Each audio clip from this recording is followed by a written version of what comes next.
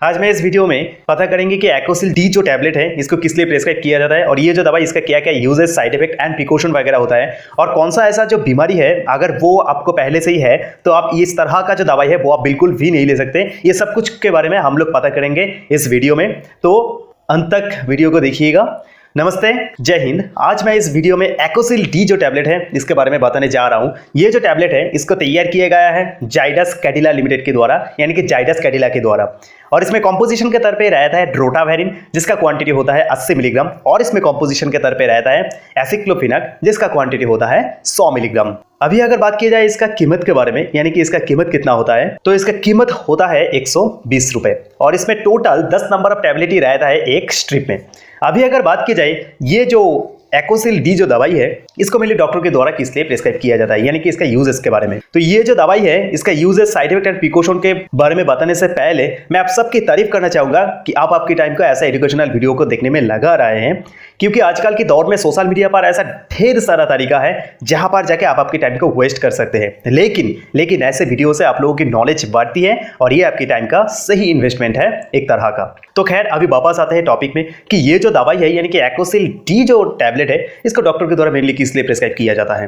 तो सबसे पहले बात आ जाता है कि अगर कोई भी दवाई में हम देखेंगे कि कंपोजिशन के तौर पे उसमें ड्रोटावेरिन और एसिक्लोफिनक है तो आप बिल्कुल समझ लीजिएगा कि ये जो दवाई है ये हमारी कोई ना कोई पेट की जो पेन होता है या फिर जो डिस्कम्फर्ट जो होता है, यानी कि पेट में जो समस्या होता है उसी के लिए ही प्रिस्क्राइब किया गया है। तो ये जो दवाई है यानी कि एकोसिल डी जो टैबलेट है इसको मेरे डॉक्टर के द्वारा प्रिस्क्राइब किया जाता है अगर किसी के पेट में बहुत ज़्यादा मात्रा में पेन होता है, यानी कि दर्द होता है, और किसी को ऐसा भी होता है बहुत ज़्यादा मात्रा में डिस्कम्फर्ट होने लगता है, यानी कि बहुत ज़्यादा मात्रा में अजीब सा एक महसूस होने लगते हैं तो क्या होता है, इस तरह का जो बीमारी है और जो समस्या है उसको दूर करने के लिए क्या किया जाता है, ये जो एकोसिल डी जो दवाई है इसको डॉक्टर के द्वारा प्रिस्क्राइब किया जाता है। यानी कि हमारे पेट में यानी कि एब्डोमिनल जो पेन होता है इस तरह का पेन को कम करने के लिए, यानी कि रिड्यूस करने के लिए और इस तरह का पेन से छुटकारा पाने के लिए क्या किया जाता है, डॉक्टर के द्वारा इस तरह का जो दवाई है इसको प्रिस्क्राइब किया जाता है। तो अभी तो हम लोग ये जो दवाई इसका क्या यूजेस होता है इसके बारे में पता कर लिया, लेकिन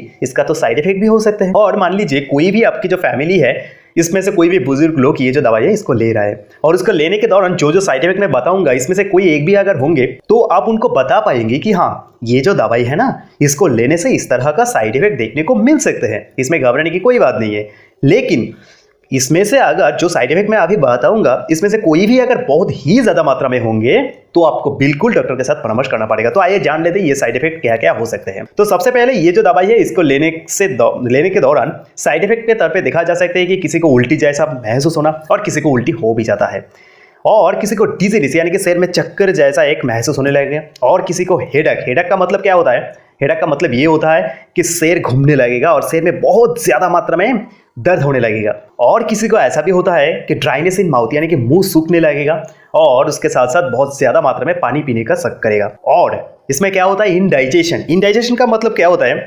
अगर कोई भी चीज आप खा रहे हो वो सही तरह से हजम नहीं हो पा रहा है, इस तरह का जो साइड इफेक्ट है वो भी देखने को मिल सकते हैं, यानी कि आप जो भी खा रहे हो वो सही से हजम नहीं हो रहा है, ये इंडाइजेशन का प्रॉब्लम देखने को मिल सकते हैं। और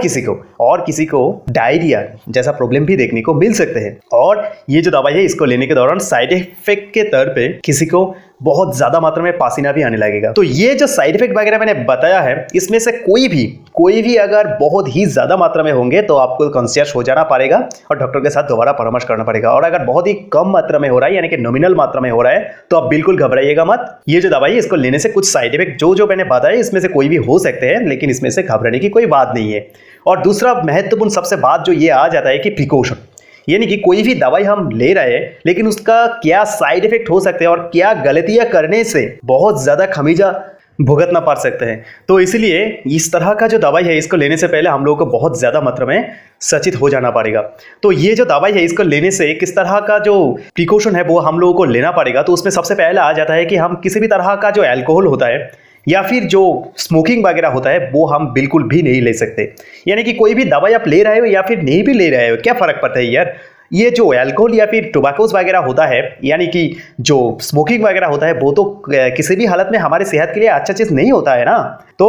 कोशिश कीजिएगा ये जो दवाई आप ले रहे होंगे उस वक्त इसको अवॉइड करने का और इस तरह का जो चीजें है वो ना लेने का। और उसके साथ साथ अगर कोई ड्राइविंग करना चाहता है तो मैं यही बताऊंगा कि ये जो दवाई है इसको लेने के आधे घंटे के या फिर 15 या 20 मिनट के अंदर आप किसी भी तरह का जो ड्राइविंग है उसको अवॉइड कीजिएगा और उसको मत करिएगा, क्योंकि इसको ही सेफ माना जाता है। और अगर कोई औरत प्रेग्नेंट है और कोई औरत ब्रेस्ट फीडिंग करवाता है यानी कि उनके बच्चों को दूध पिलाता है, तो उन लोगों के लिए तो खास करके मैं यही बताऊंगा कि इस तरह का जो दवाई है इसको लेने से पहले जरूर डॉक्टर के साथ एक अच्छा से परामर्श कर लीजिएगा, क्योंकि इसमें सिर्फ एक नहीं, इसमें 2 जान की बात आ जाता है। तो इसीलिए आप लोगों को बहुत ज्यादा मात्रा में कॉन्शियस हो जाना पड़ेगा ये जो दवाई है इसको लेने से पहले।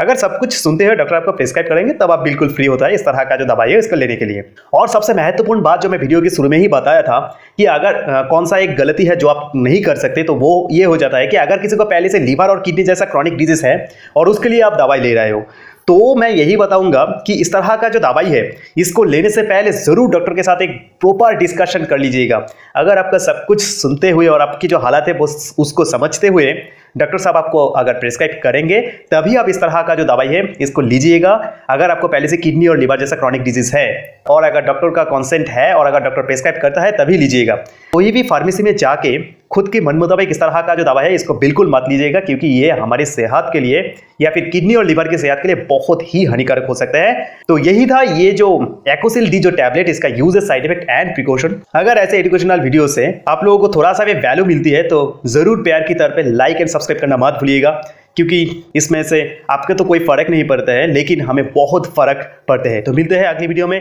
तब तक के लिए जय हिंद।